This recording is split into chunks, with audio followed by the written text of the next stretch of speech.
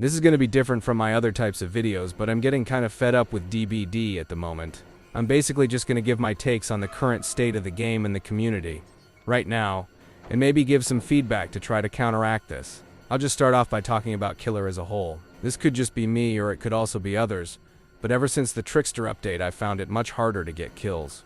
I think it's because of Fast Track, because literally 99% of the community has been hating the update. The 1% is just Survivor 1 tricks, and behavior would rather listen to them instead of anyone else.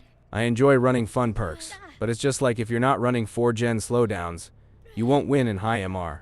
In lower lobbies you can play whoever with whatever perks and do good, but if you go into higher lobbies you'll need to run S tier with 4 slowdowns or you'll lose. I feel like when you log on you have 2 options, and that's playing Survivor or playing Blight or Nurse with 4 slowdown and having a slight chance of getting a 2k. They released pallet density, which was a complete dumpster fire, so they had to nerf it, even though that didn't counter anything. If you go onto any main realm with someone like Trapper or Ghostface, and the Survivor has windows, you'll be ran into 40 connecting tiles while all 5 gens pop in a 3-minute time period. And I know there's probably a Survivor player out there that's just saying to themselves skill issue, and I've stated on multiple occasions that I play both roles, and I can say it is far easier to escape on Survivor. Duo queue with someone, have them use a full gen build, and then just throw on windows and run to the big yellow squares, and then you can win games easy as pie. The biggest annoying and counterable perk I can think of is Blast Mine, and here's some suggestions to make it more balanced. Instead of being on a gen, make it to where you spend time in the killer's terror radius so you can't just easily get it, or make to where you craft it in a locker. Similar to Flashbang, or make to where the gen makes a slightly different noise if Blast Mine is on it. And if you hit the gen, it'll fall off. Same could go for Wiretap as well. Now I want to explain really bad killers, and the first one I want to talk about is Trapper. In my eyes, he's the worst killer in the game, and I'd say he needs buffs or a rework, and here are some ideas for those. For a buff, I'd make Honing Stone base kit, but with some adjustments so after survivors step in a trap they are injured. When healthy and inflicted with the deep wound state, when injured, they also leave 2 times. Amount of blood after escaping it, and for add-ons I'd say one where he gets 10% haste when a survivor steps in a trap, or one where survivors within a 40-meter radius scream when a survivor steps in a trap. For a rework, I'd give him other kinds of traps. I'd say one that's a tripwire that he can attach to a wall, so a survivor who trips it gets hit with a bag of rocks or something, injuring them, and maybe for another one he would attach it to a doorway. And when survivors walk through, a hammer swings down and hits them, injuring them. I'd say these fit his character more and really make his name make more sense. Now I could talk about balancing and the killer role for ages, and I'll come back to that later, but I want to get along with this, so I'm just going to talk about the community. That's where this game's darkest days are. It's so disappointing that horrible people can play this game. Behavior should be way more strict about these and issue copyright strikes or temporary bans for these people judging on the offense. The crazy overrun of cheaters too is mind-boggling. I've ran into a few cheaters mostly in 2v8, and I only really started playing this game consistently in summer 2024. I'm sure I've played with or against subtle ones, but I've also played against blatant. Like y'all remember when The Walking Dead chapter released, and they got the actor for Carl to play DBD with some content creators and cheaters, started DDoSing the server, and when Otstarva wanted to help, they completely shut him down and ended the stream. I also remember them stating a little bit before that how they're gonna quote-unquote fight back against cheaters lowmal. Look where we're at now. Y'all know how Epidemi was able to create an entire series about killing cheaters, and you would probably think that behavior would take that as a hint and say, damn, maybe we do have a lot of cheaters in our game, but nope. They would rather sit and goon Defung Min and Sable and nerf Killer to the ground.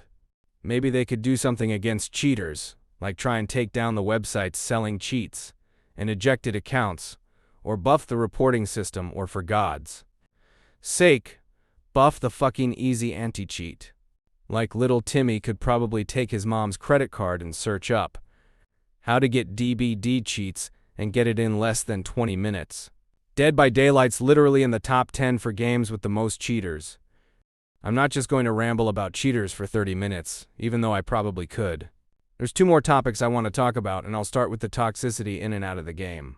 Killers and survivors can be toxic, but most of the time when I see it, it's from a survivor. When I play Survivor, I rarely get hit on hook or humped, But when I play killer, if I do bad or good, there's usually going to be a survivor teabagging in the exit gate. Now I think there's two reasons for this. 1. The most likely they never escape, so when they do, they need to really rub it in your face, acting like they're hurting you outside the game or something, thinking they're the big boss of Dead by Daylight. 2. It's usually Survivor 1 tricks who just enjoy ruining the game for others, and I want to give some ideas on how we can counter bat toxicity. The first is for what I talked about in the beginning, teabagging in the exit gate, I'd say. We make it reportable for dragging the game out longer than it needs to be, or add a new feature where they take away blood points for a toxic act they do. I'd say they take away 1,000 blood points for each teabag and call it bad manners. And I know I just hit someone on hook in the clip behind, but for the sake of this topic, pretend like I didn't. Now on the killer end, the same goes for each hit on hook they take away 1,000 blood points for each hit, because I think it would be a little bit harder to detect humping.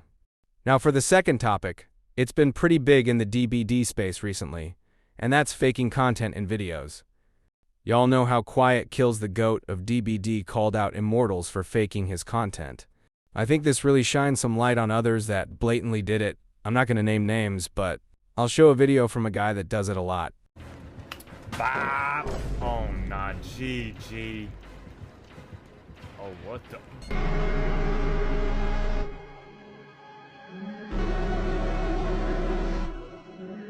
Notice how there's no teammates or chat feed in sight, so that means he's just saying GG to himself for the most likely one. He's in a custom game with this killer who's actively using hacks, by the way, so that means he's working with cheaters.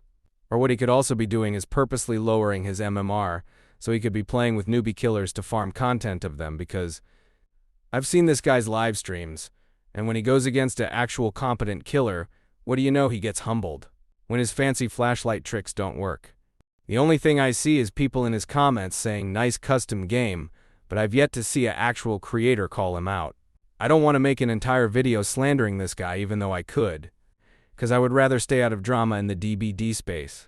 Again, this should go without saying, I say it in every one of my videos with a streamer if you see or recognize.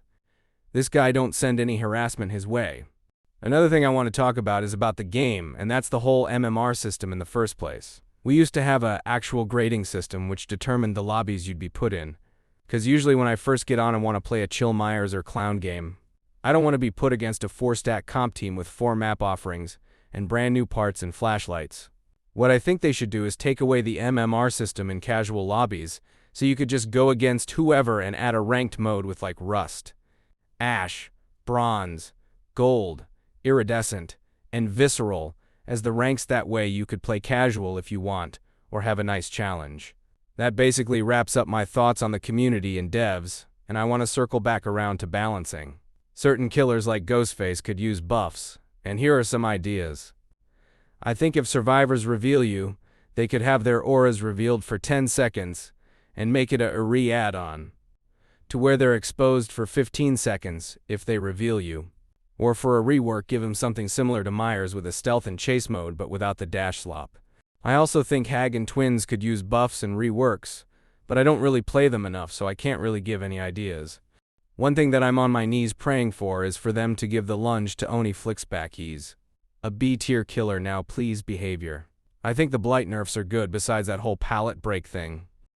Along with Trapper, there's someone else who could use buffs or a rework. I'd say for Pig, increase her dash by 10%, and give her a purple or a re-add-on that muted her roar but decreases the ambush lunge by 20%, similar to Wraith. And also for Legion, maybe a add-on to where they only need 3 hits to get it down in Frenzy, but decreases it by 10 seconds. Now for the biggest part of the video. It's the future of my channel and playing DBD. I've been able to see pretty good growth ever since I started posting videos about Dead by Daylight. And I don't want to just abandon the game right when my channel begins to grow. But I'm sure y'all can tell by now I'm really not enjoying the game. I have a few videos in mind that I can upload, and I think I'm going to do videos once or twice a week. But what I think DBD needs right now is competition, so the devs can get off their asses and actually make the game enjoyable, so people will still want to play it. This is where Halloween the game comes in when it releases. I'm going to try to do daily uploads for about a week or two about the game. But until then, we have the 10-year anniversary, which could be fun unless they somehow manage to fuck that up, and knowing the DBD devs, it is completely possible. I'm most likely going to make an update to this video in maybe October or November, just to see how the game is after Halloween releases. There's also the Wolverine game and GTA 6, which I'm hyped for, so maybe I'll upload some videos on that. But let me know y'all's thoughts on the game right now, and if you agree or disagree with my takes. But here's the real question. Why do I still play Dead by Daylight? Well, I guess this game still holds something of value to me, and I just don't want to give it up.